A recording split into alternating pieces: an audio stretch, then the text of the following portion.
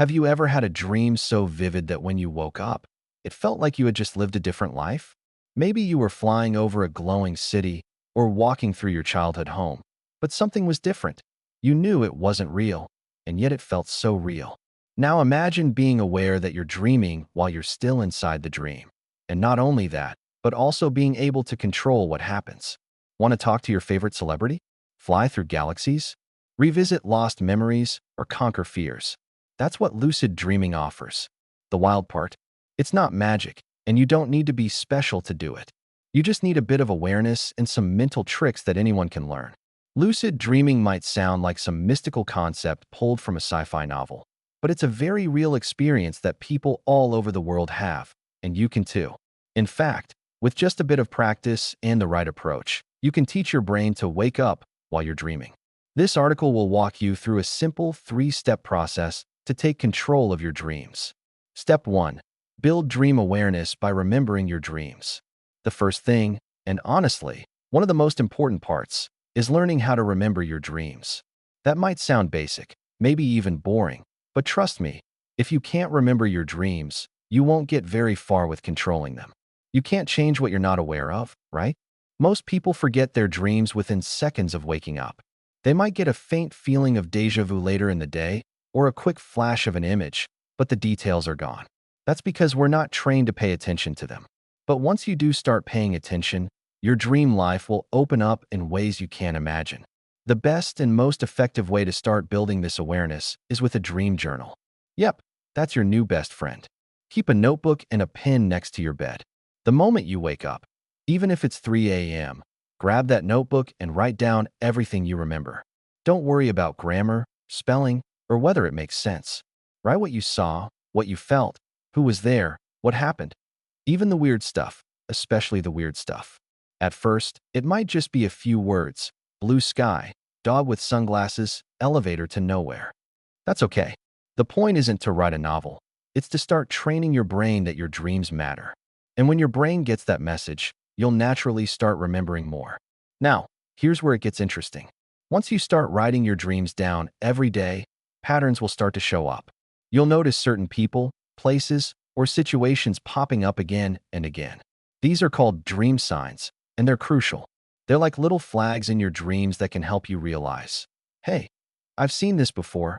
Wait a second, am I dreaming? For example, if you often dream about being back in school, or if dogs show up all the time, those are signs.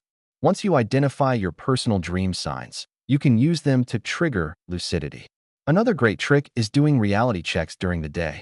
These are little habits where you stop and ask yourself, am I dreaming? Sounds silly, but stay with me. You can do things like look at your hands, check a clock twice, or try to push your finger through your palm. In real life, nothing weird will happen. But in a dream, these things often act strange. Clocks might show gibberish, your hand might melt, or your finger might slide through like jelly. The idea is, the more often you do these checks during the day, the more likely you are to do one in your dream. And when it works, boom, you realize you're dreaming. Step 2. Trigger lucidity through mental cues and intention. This is where things get exciting. You're not just an observer in your dreams anymore. Now, you're going to learn how to realize you're dreaming while you're dreaming. Think of it like becoming conscious while your body is asleep. Your brain is still dreaming. The dream world is still unfolding. But suddenly, you know what's going on. That moment of realization, that's the golden key to dream control. So how do you get there? The trick is a mix of intention setting, mental rehearsals, and reality checks, all of which work together to prime your brain to catch itself in the act of dreaming. Think of your brain like a stubborn but loyal assistant. You have to give it clear instructions, repeat them often, and eventually it'll start doing what you asked, even when you're asleep. Let's start with intention setting. This one's simple but powerful. Every night, right before you fall asleep, take a few minutes to lie quietly and mentally repeat something like, tonight, I will realize I'm dreaming. Say it with confidence, like you actually expect it to happen. The more emotion you put into it, the better. You can also visualize yourself becoming lucid. Picture a moment from one of your recent dreams, maybe from your dream journal, and imagine yourself suddenly realizing, wait a minute, this is a dream. See it clearly. Feel how amazing that moment would be.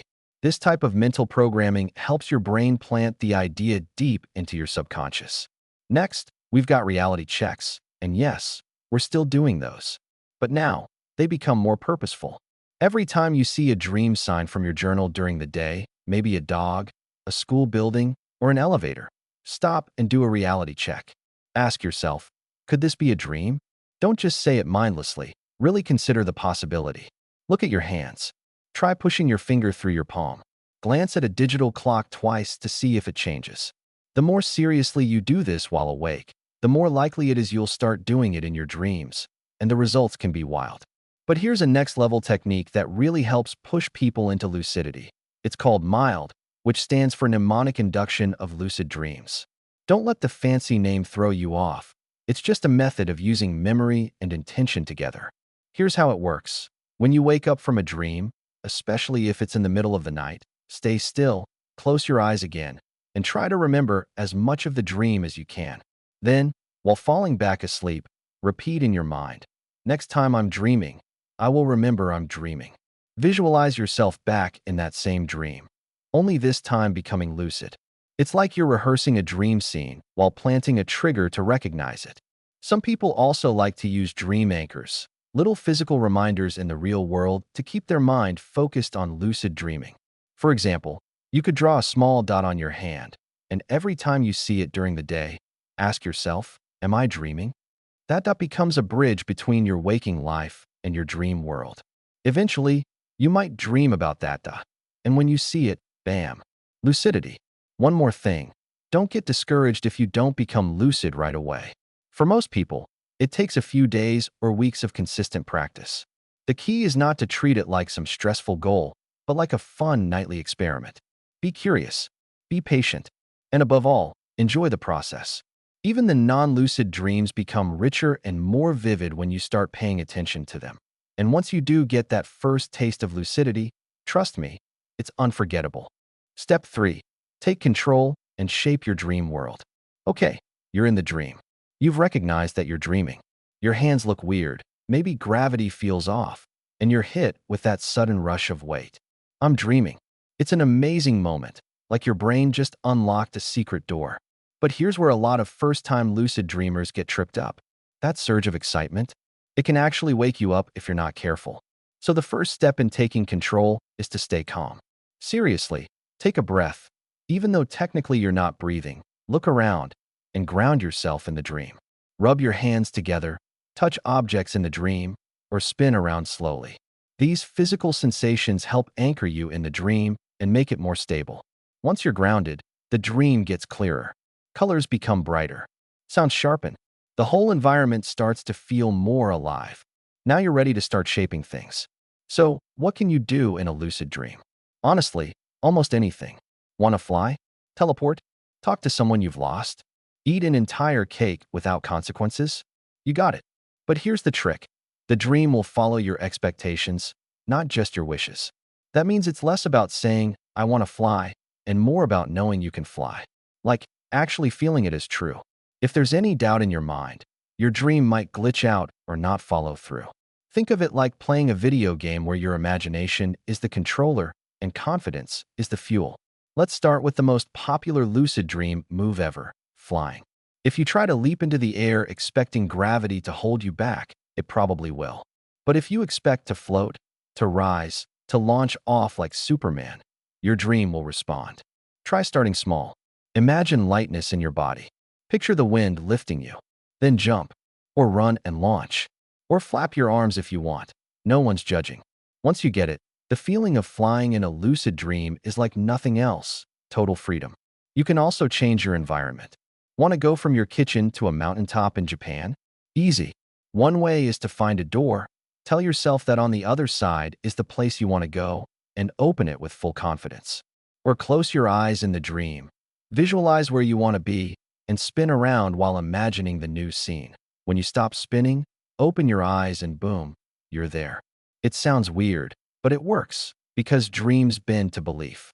Want to summon people into your dream? That's another super fun one. Let's say you want to meet a famous person, a fictional character, or maybe even someone you miss.